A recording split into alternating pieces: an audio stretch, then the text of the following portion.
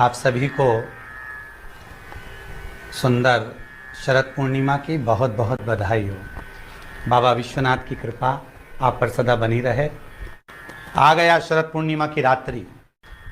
बड़े से बड़ी बीमारियां, बड़े से बड़े रोग, बड़े से बड़े बड़े कष्ट इस शरद पूर्णिमा की रात्रि को छूट जाते हैं। दमे की बीमारी, श्वास की बीमारी, अनिद्रा की बीमारी, रात्रि को जगना, ये सारी बीमारियां शरद पूर्णिमा की रात्रि को अगर व्यक्ति अपने जीवन को सुखमय बनाए, अपने जीवन को आनंदमय बनाए तो सब छूट सकते हैं।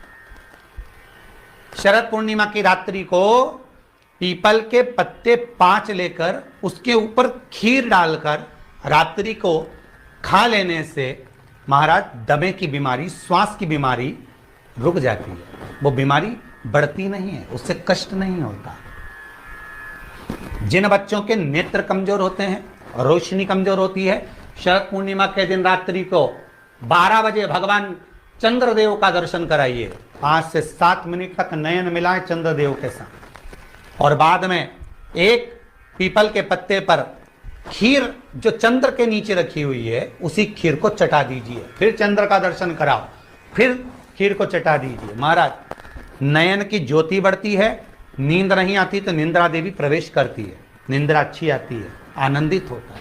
महाराज जिस व्यक्ति के शरीर में गांठ पड़ जाती हो, शरीर काला पड़ जाता हो, चट्टे पड़ जाते हो या दांत खाज खुजली हो जाता हो, उसके लिए भी शरद पूर्णिमा की रात्रि को 12 बजे महाराज भगवान चंद्रदेव के लिए 21 दिए जलाए जाते हैं। उस 21 दिए की कालोच एक थाली में इकट्ठी करी जाती है। कालोच को इकट्ठी कर कर शरीर में गाय के घी के साथ में जहां जहां जगह पर चट्टे हैं, गांठ है, वहां लगाया जाता है। उसको 5 या 7 दिन लगाइए। उसके बाद में रोज प्रतिदिन लगाने के आधे घंटे बाद स्नान कर लीजिए, आराम लगना प्रारंभ हो जाता है। महाराज आज शरद पूर्णिमा की रात्रि से लेकर कार्तिक पूर्णिमा की रात्रि के बीच में जो दामोदर भगवान का, कृष्ण का, शिव का मंगल आनंद करेगा, अभिषेक करेगा, पूजन करेगा, स्मरण करेगा, उसके सारे दुख दरिद्र दूर हो जाएंगे। रात्रि को आप बड़े प्रेम से खीर बनाओ, चंद्रदेव की साक्षी में रखो, भोग लगाओ भगवान श्री हरि को।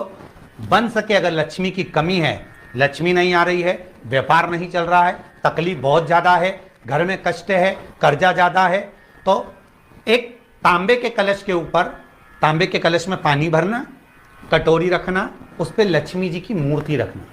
लक्ष्मी जी की मूर्ति नहीं हो तो चांदी का सिक्का रखना।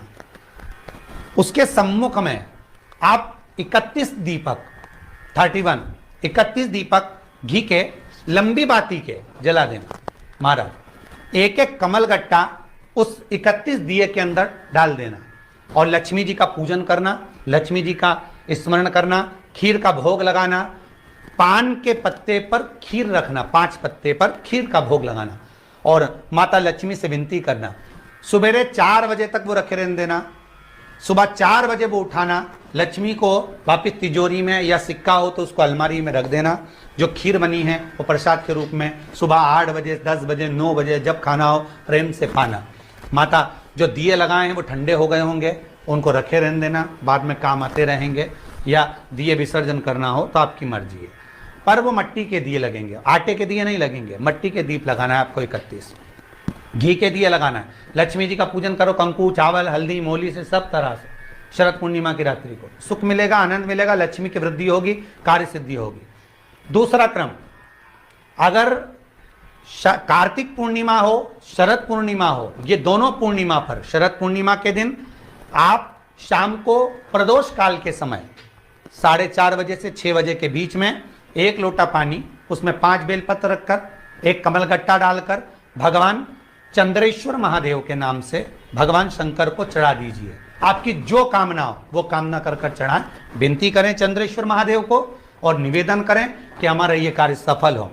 केवल शरद पूर्णिमा के दिन चढ़ाइए, कार्तिक पूर्णिमा तक क्या फल मिलता है हमको जरूर बताइए। भी शरद पूर्णिमा की रात्रि को और कार्तिक पूर्णिमा की रात्रि को गर्भवती नारी अपनी नाभि पर यदि चंद्र की दृष्टि पड़वा लेती है तो बच्चा विकलांग पैदा नहीं होता है। गर्भ से जो बालक होगा श्रेष्ठ होगा, विद्वान होगा, चतुर होगा, पढ़ने में होशियार होगा, क्योंकि ये चंद्र की किरणें जब समुद्र में उछाल ला सकती हैं तो आपके जीवन में भी तरक्की ला सकती है, उछाल ला सकती है। शरद पूर्णिमा से कार्तिक पूर्णिमा के बीच में प्रयास करना।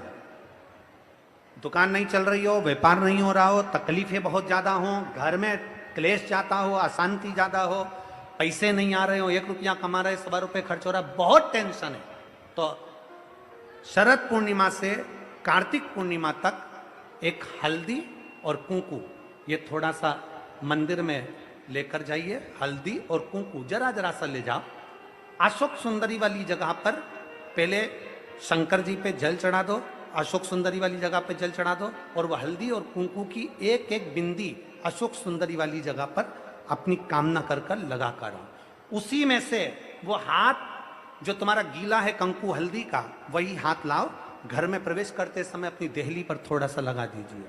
शरद पूर्णिमा से कार्तिक पूर्णिमा तक कर कर देखो, उसके बाद में फिर बताना कि मेरा देव अधिदेव महादेव ने तुम्हारी झोली भरी कि ना भरी। कहानी दिखे कहीं किसी को पास कहानी दिखे, रहते हैं, उसके लिए भी शरद पूर्णिमा के दिन तुलसी की जो डंडी होती है, बेलपत्र की जो ये डंडी है, ऐसे ही तुलसी का जो पत्ता होता है, उस पत्ते की जो डंडी होती है, उस डंडी को चंद्रमा को देखा जाता है, उस डंडी की जो कोर होती है, उस कोर को दृष्टि से मिलाया जाता है। शरद पूर्णिमा की रात्रि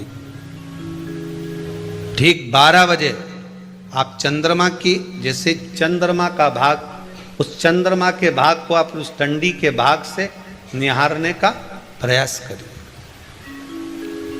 हमारा घर में आइए, घी का दिया लगाइए, उस घी के दीप को लगाने के बाद पूर्णिमा के दिन उस पर एक प्लेट थोड़ी तिरछी कर कर रख दो, जिससे उसकी कालोच, काई की, उस दीप की, घी के दीप की कालोच उस प्लेट पर आ जाए। थोड़ी सी कालोच ले लीजिए, 5-10 मिनट में आ जाएगी। उसको गाय के घी में मिलाकर आंखों में सुरमा लगाकर रात्रि को सो जाइए। 3 दिन बाद आप महसूस करेंगे कि नेत्र की ज्योति बढ़ना प्रारंभ हो रही है। पूर्णिमा का जो चंद्र है वो विशाल का है, और उस चंद्र की पूर्णता में हमारी अभिलाषाएं भी पूर्ण हो। अब पूर्णिमा के व्रत में आपने कई बार किताब पढ़ी होगी पूर्णिमा की, या आपने व्रत किया होगा, या पूर्णिमा का व्रत आप धारण करे होगे, तो उसमें पूजन कौन से भगवान की होती? पूर्णिमा के व्रत में केले के खंभ लगाकर पूर्णिमा का जो उद्यापन होता है, पूर्णिमा की जो पूजन होती है, उस पूजन में शंकर और पार्वती की पूजन की जाती है। शंकर और पार्वती का पूजन क्यों करा जाता है पूर्णिमा के व्रत में? क्योंकि शिव और माता पार्वती ही केवल एक ऐसे हैं जिन्होंने अपूर्ण लक्ष्मी को भी पूर्ण बना दिया था। किसको पूर्ण बनाया है? लक्ष्मी। शरद पूर्णिमा के दिन अगर आप शंकर भगवान को 1 लोटा पानी अगर शिव को समर्पित कर रहे हो, श्वेत पुष्प को रखकर शंकर जी के ऊपर सफेद फूल को चढ़ाकर अगर 1 लोटा जल भी, एक पात्र जल भी शंकर को समर्पित कर रहे हो, तो ये लक्ष्मी के लिए ही तो कर रहे हो। और कौन सी लक्ष्मी? पूर्ण लक्ष्मी। पूर्ण लक्ष्मी। आपको पहले भी कथा में कहा, एक बार भगवान विष्णु के सामने लक्ष्मी मैया ने बहुत तेज स्वर में कह दिया था, नारायण, दुनिया के लोग आपका नाम जपते हैं, दुनिया के लोग नारायण नारायण कहते हैं, दुनिया के लोग आपका भजन करते हैं, पर सत्य मायने में कहूं ना तो मेरे बिना दुनिया के लोगों की नहीं चल सकती। शरीर में रोग है, बीमारी है, काया बेकार हो रही है, तो सीधी सीधी बात शिव महापुराण की कथा कहती है, सुंदर आनंद में श्रवण कर कर आप अपने जीवन को, ये पूर्णिमा शिव महापुराण की कथा कहती है, शरद पूर्णिमा आ रही है, कुछ नहीं करना, पीपल का एक पत्ता, उस पत्ते पर थोड़ा सा चावल, थोड़ा सा चावल, पूर्णिमा की रात्रि को अपने हाथ में लेकर, अपने नयनों से लगाकर, शरीर पर से स्वयं उतार कर उसको दरवाजे के पास रख दीजिए। पूर्णिमा की रात्रि को पूर्ण होने पर उस चावल को दूसरे दिन सूंघ कर बहते हुए पानी में डाल दीजिए।